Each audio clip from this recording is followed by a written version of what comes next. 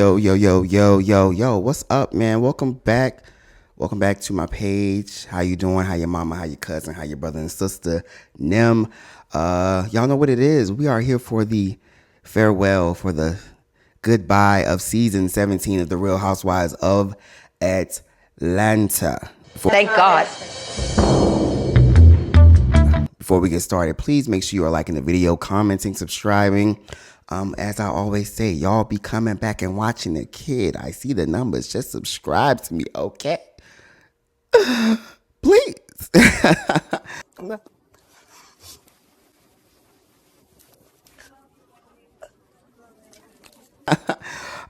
This reunion part 3, it was good. For the most part, it was kind of like pretty much the same stuff we've been talking about. Nothing really like new, like a new bombshell, anything like that. So I'm probably not gonna go like play by play. And also it was an extended reunion too. And baby, listen, me being a baby YouTuber and new to this YouTube game, taking notes is not for the weak. Okay.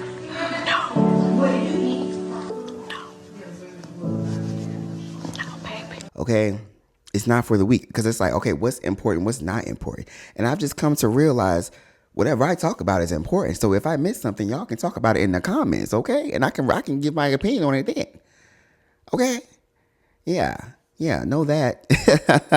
But yeah, let's get started. So part 3, it kicks off with the whole K Michelle, the plot that never was, and how she was kind of really trying to move to get ahead of the story before it happened. So, Andy is asking her about does she feel like she kind of took it too far with the whole oyster comments.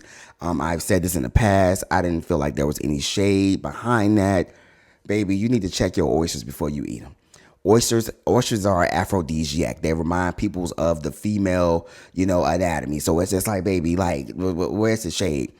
We also find out, I guess, that Drew said something about K Michelle should fry fish at her barbecue or something like that. So she was putting 2 and 2 and coming up with motherfucking 17, But K Michelle, they're all kind of laughing at it. They kind of make lighthearted fun about it. And K Michelle was like, yeah, so moving forward, I definitely will just kind of let it play out. And I'll just kind of fast forwarding through the end, what Andy said, everybody is coming back. If everybody at least will be offered to come back. Now, I don't know if everybody will come back, but everybody will be offered to come back, because at the end, Andy was like, yeah, so all y'all did good. So yeah, I can't wait to see all y'all next season. Basically, he said that. So yeah, all y'all, Nene might be coming back. Baby, she's not in the budget, because I'm sure everybody's gonna get some kind of raise. So yeah, let that Nene dream go, babes. Nip it. She also kind of lightly mentioned that, because Drew was like, who told you about this plot? Was it the woman that's suing Black? And she kind of confirmed, but then she kind of didn't backtracked on it a little bit. So yeah, at the end of the day, y'all gotta stop listening to all these people that's behind the scenes, because they trying to produce, and you can't really fully trust what's going on. So hopefully K Michelle's, because she also was like, look, I'm not live tweeting either. So as I always say, give these women another opportunity to course correct when it's time for them to kind of see themselves on TV, see what works and what doesn't work, and then give them another chance, And again, justice for Shamari, because I'm mad Shamari only got 1 season. I feel like Shamari would be like Drew Sidora right now, like deep in like 4-5 seasons. And I feel like she would have been a great addition, but y'all fumbled my girl Shamari. Then we get into the whole K Michelle and Black, and Andy was like, girl, you did act like you knew him on camera. And she agrees that she did act like she knew him, but she had to go back and look at the DMs to see that he was DMing himself. Angela was like, K Michelle, you were me, like that was me my first year as well.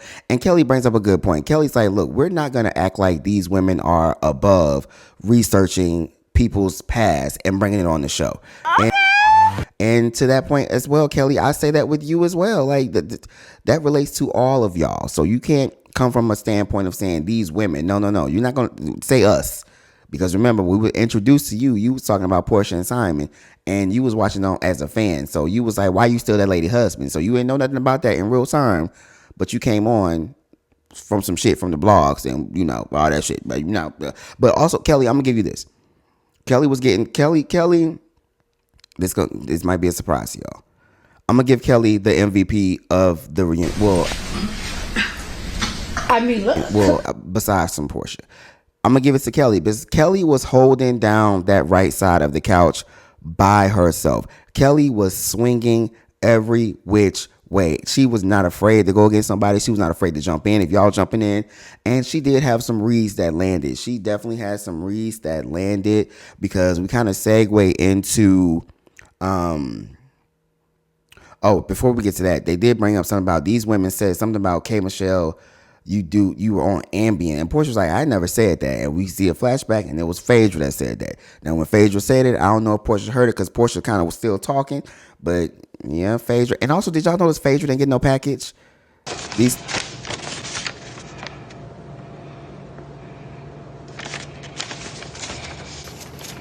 last 3 reunions, Phaedra, you really got like a 3-year deal with these people. And after your 3rd year, they about to just let your ass go because, my God. But anyway, back to Kelly and me, why I gave her the MVP because she was swinging. So we get to why Drew felt it was okay for her to go to Kelly's restaurant while it was closed. Look, that kind of was very reminiscent of old school housewives. Remember when Chateau Charade was getting built, the whole iconic Candy and Phaedra?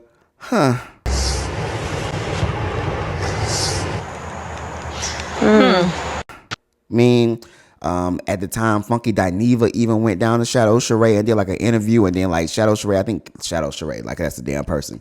I think Charade ended up suing him or something like that. It's very reminiscent of old school Atlanta, so I was not, I didn't mind that. But Kelly was like, girl, why are you all the way in Duluth getting food for the kids that you don't have? Or some shit she said like that. And I was like, my God.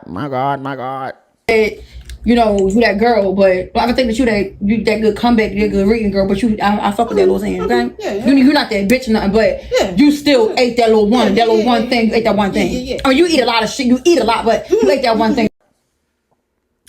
Ooh, Kelly, don't you do that. Baby. But Kelly, Kelly, this is why I have to give you props and then immediately take it back. Because Kelly, you got way too much going on. Especially if you come back next season, baby, you just got sued by like I think a 16-year-old or 18-year-old or something like that. Then you lost a judgment with Gary. Like Kelly, girl, like they're about to tear you up.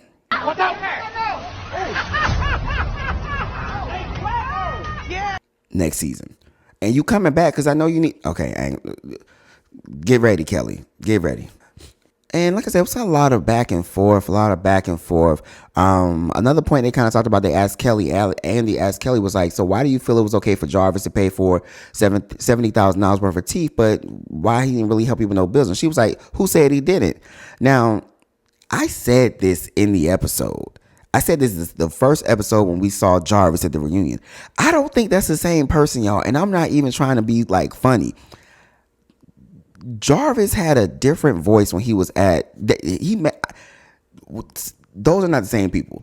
Because at the Halloween party, that was a different, even though he had a mask on, I don't feel like they edited his voice because that's just like way too extra. But it's like, I don't know I feel like that's a different man.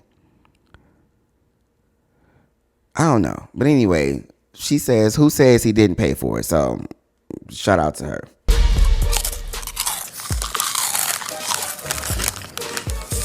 Then we kind of get more into Kelly and her comments on Phaedra as it relates to, frack or whack. And, in this moment, I really didn't like kind of what Kelly was trying to do because I feel like she was really trying to downplay what Phaedra and her team did for her. Because I will say at the end of the finale, remember, they had to come back and Phaedra was in her fuck ass wig. So they call you Bob. Stop playing nothing off of the Bob. And they were like the ex-husband had to go to jail. And Kelly didn't really necessarily have a win like that prior to, but she was like, girl, you did all that. My attorneys that I paid $250,000 to had already done all the work for you. And Phaedra was like, we did not use their work. And she was like, well, I paid you $10,000. And Phaedra was like, girl, okay, but the billable hours were like $66,000. Like, bitch, I gave you a discount.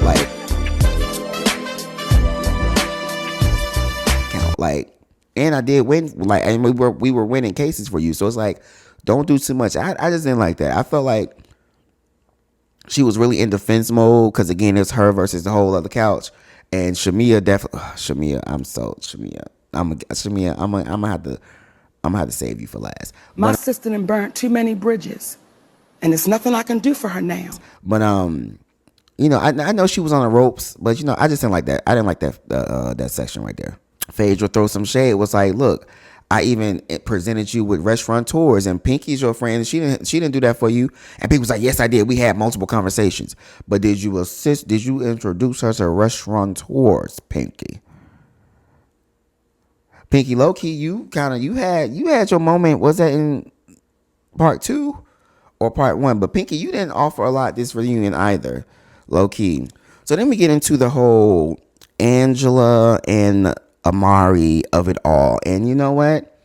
I can admit when I'm wrong about something, although I'm not going to fully not remove the idea that there could be some homophobia in there. But I have to, accept the fact that Angela was like, look, baby, my daughter came out to me when she was 12. Even her new wife stayed with us prior to them getting married. And it wasn't about that. What it was about was her family mistreats my daughter, basically, or doesn't like my daughter. So, that makes sense. My only thing is I just don't understand why in the hell we just can't say that. Why can't we just say this in the moment? Because it causes too much chaos and confusion. So, Angela, went through the whole ringer of people calling you this and people calling you that, and that's not even the case. So, I just don't understand why this was a big reveal. Again, it makes sense. It makes a lot of sense now, but I just feel like we could have been dead at this. They also kind of make a joke about like, yo, the kids already know. She was like, yeah, I watched it back and I saw him on the stairs. So, I didn't know that. Again, I'm not going to completely remove the fact that, there could be that. But listen, I'm going to go by what Angela is saying. Angela accepts her daughter. She loves her daughter.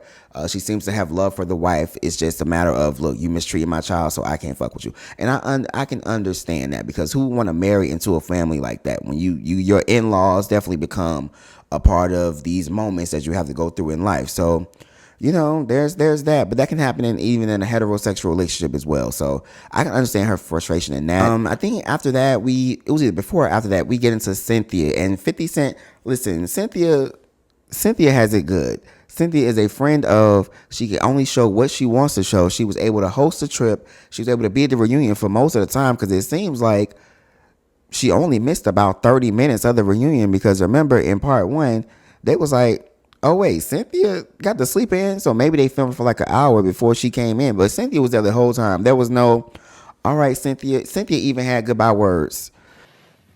Now what else is going on? So it was like, okay, all right, Cynthia. But we get into the whole dirty room gate, and she brought up a good point, and what I brought up too.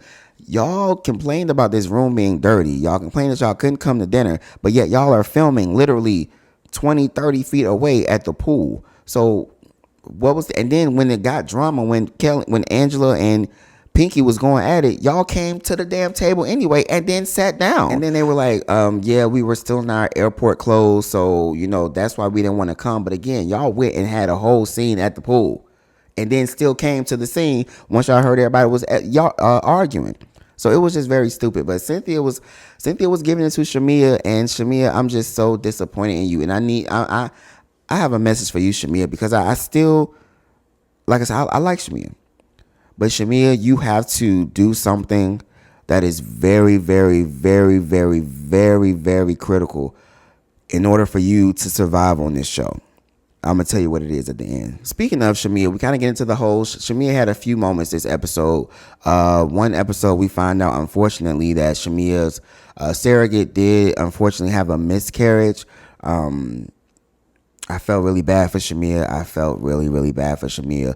All the ladies except for Porsha kind of say, oh, I'm sorry, and give like a human decency type of response.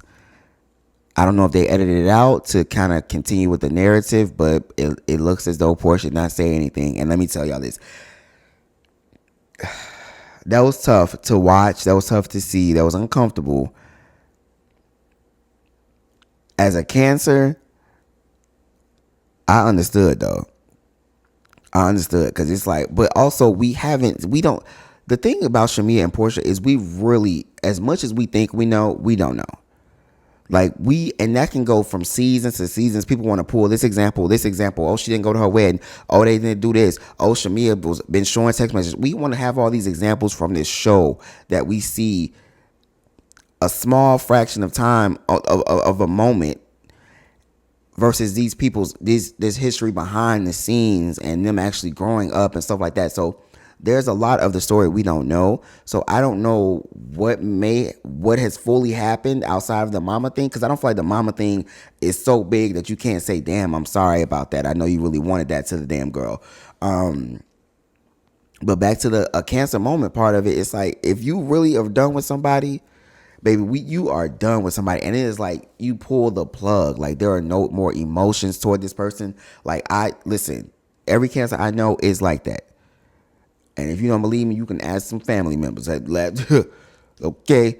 But yeah, like, that was hard to watch. Like, I feel like Porsha, damn, you could have at least said, sorry, or gave a head nod, or gave an emotion or something. But outside of that, we also talk about Shamea and the whole the incident with the guy that was on last season that was like, take a shot if your husband cheated on you, or your name was Angela Oakley. And we see unseen footage of Angela actually showing Shamea the picture of Shamea and this man in the photo at Shamea's house. And Shamea's like, that didn't happen. I don't believe that. That didn't happen. And then they get into the whole cease and desist argument. It's just very stupid because Angela's still talking about it. Shamea's like, yeah, you go cease and desist. You go pay $100,000. It was just very stupid. It was just like, I hate the whole cease and desist of it. Andy even kind of mentioned it, was like, when you tell somebody cease and desist, you kind of shutting them up. I know the network doesn't like that because it's like, girl, we on a TV show. Like, what are you doing? So then we get to Drew Sidor and why Drew is acting like she didn't know that this man was about to bring a horse to Shamea's house. Everybody's like, girl, how did he get the address? But she's like, Walter, I guess their hairstylist gave them the address. And I don't believe that. Nobody believes that, Drew. Shamea, I'm gonna give you one little thing. You did read Drew down when you was like, look, I know your situation, because Andy was like, did she ever pay you $2,200? She was like, no, she didn't, but look, I know your situation and I don't even need that money from you, baby.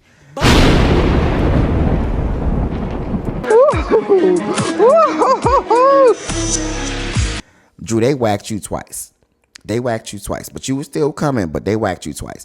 Angela kept coming in, calling Kelly a broke bitch, new teeth, nowhere to sleep, very rehearsed.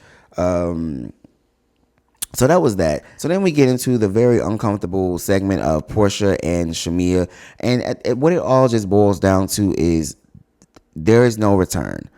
There's no return. This was an actual real friendship that has broken up on TV, and I don't think there's no return. I think what we're seeing with them will be the same thing what we would have saw if Candy still stayed on the show when Phaedra and that whole situation happened, because we know how close they were. Also never say never though, because we've seen it with the Kim and the charades. We've seen it with not Kim and Sheree. Yeah, well, Kim and Sheree got into it. We've seen it with Nene and Kim. But I don't know. This one seems like there is no return. This one definitely seems like there's no return. But because when they were talking about the moms and Pilar, Portia's in her OG bag, queen of the show bag. It's like, I'm not talking about my mom. I'm not talking about my daughter. Because they tried to insinuate that Shamea was still going, and they showed it. Shamea was still going around telling people, but I still get to see Pilar. And even when that conversation, when Kelly K. Michelle sat down with Shamea, she was like, why would you insinuate that you can still see her daughter when she didn't want you to see her daughter? So, Shamea was trying to, do a, oh yeah, I got you type of thing with that. But somebody has to stop. Somebody has to stop the cycle, because it's going to be a third generation that's going to have y'all saying bullshit. So I'm all for cutting it off. No more. The cycle needs to stop with y'all. There's no need for y'all daughters to grow up and being frenemies either. So just end the cycle. Just end the cycle. But Shamea, this is my message to you. You need to come back next season and fully just stand in your rich African wife bag, your host of the Atlanta Hawks bag, your radio host bag, your music bag. This rum bum thing was stupid. It's a stupid idea. Sorry. You need to stand in your boss bag and not give a fuck about what Porsha is doing. If y'all gonna continue to coexist, you can really be in charge of the girls that are on the other side, quote unquote side. They had conversations about size and shit too earlier.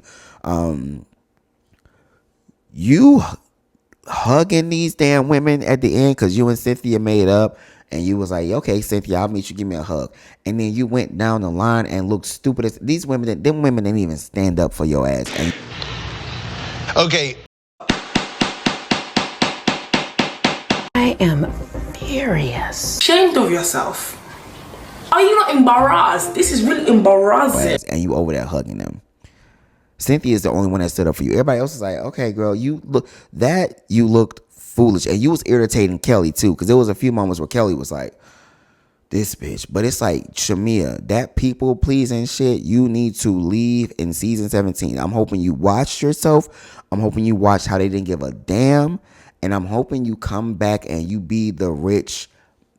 If everybody say she's jealous of you, but don't do it to make them jealous or nothing like that. You be the one. Just be the one who you are, and stop trying to be friends with everybody, and stop trying. I don't understand the whole. If you gonna be friends with K Michelle, be friends with K Michelle. There's no need for you. I'm friends with a lot of people, with a few people that don't like each other. But it's like I can still be friends with y'all and not mention this group of people. So like it's like leave that alone as well. Like look at this group for what it is. This is the friendship group right here. All the other outsiders leave outside of the show. But Shamea, you gotta stand in your boss bitchness. Like you got to. Next season, Kelly, it's gonna be a rough season for you, babes.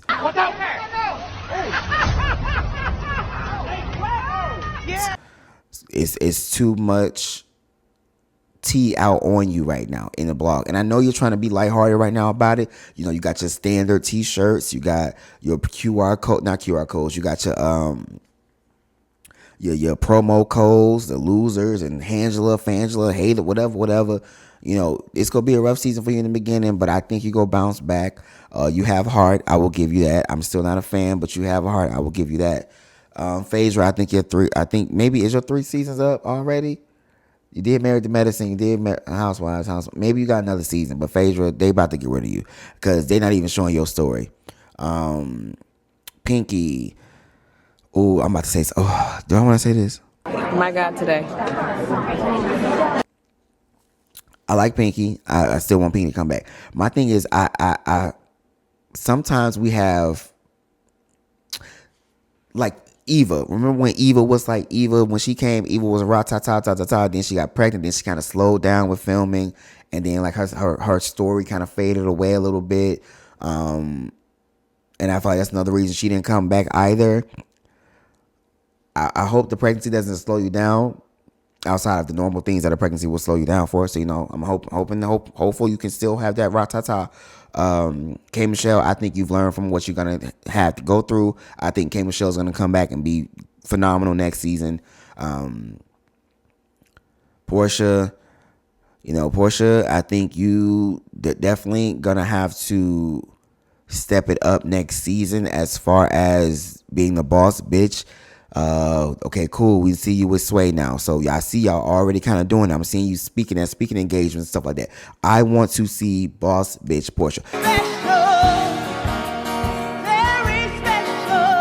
Porsha and Shamia, y'all should be the two heads of this show, and both of y'all should be in some boss bitch bags. I'm talking about, I want to see some Lisa Vanderpump versus Kyle Richards type rich bitch shit. Now, Porsha, they told me you got liens on the house, even though you won the house, but hopefully clear that up real quick. All right. Cynthia, I think Cynthia says she's coming back. Cynthia is going to continue to be Cynthia. Is that everybody? Angela. I don't know about Angela. I feel like Angela's going to do good next season too, but I feel like they're about to turn on Angela. They're about to either turn on Angela. It's either about to be Angela in the hot seat next season, or it's about to be Kelly. And Drew, yeah, Drew, you would go be in the hot seat because there's too much tea about you too. Like you done lost custody of the kids and then this and this. It's Drew gonna have a rough season next season. Kelly's gonna have a rough season next season. I think that's it. But yeah, overall, guys, part 3 and the season overall, I'm gonna give 5 flames. I feel like this was a really great season.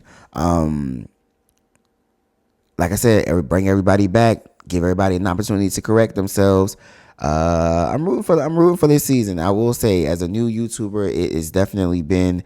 I'm proud of myself for finishing my first. Well, I finished Rhode Island, but those are new girls, and they didn't really have that many episodes. So I'm proud of myself for sticking with it, and thank y'all for coming along with the ride with me. We still gonna keep reviewing shows. Like I said, I'm probably gonna do Potomac. I want to do a scripted show. I kind of want to do P Valley, but we don't know when is P Valley coming back, child. And then of course I still have my Talking Lit videos. It's just been a really long week last week at work because again I accidentally became important. And yeah, so I gotta do important shit when I'm at work. But don't forget to follow your boy, like, comment, and subscribe to the video. On IG is Jtee Lit, JTEELIT, and on TikTok is JT Talking Lit. All right, you see it right here, you see it right there. Like the video, comment, subscribe, hype, do all the things, and I will see y'all. Just farewell to season 17. I'm probably gonna put the review for Ultimate Girls Trip, the last 2 episodes together, because low-key Ultimate Girls Trip is a little boring. Damn it! Okay. But we just all wait on the Atlanta episode, right? Right. But I'll see y'all for that. Peace.